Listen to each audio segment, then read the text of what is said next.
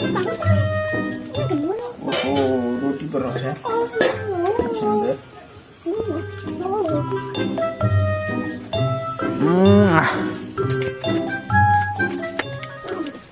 बोले ल्याको मिठो रहेछ हौ रोटी त यार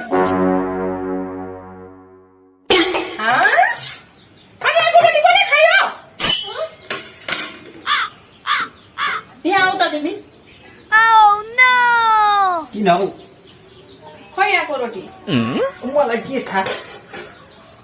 मैले खाएको हो र छैन हौ मैले अनि चिप्लो चिप्लो छ त मुख त कसम मैले खाएको होइन हौ के साह्रो यार कहाँ थियो यहाँ रोटी यहाँ नानीको लागि भनेर राखिदिएको कहिले ल्याएको रोटी कहिले खायो त नि मैले के खान्छु ओ आमा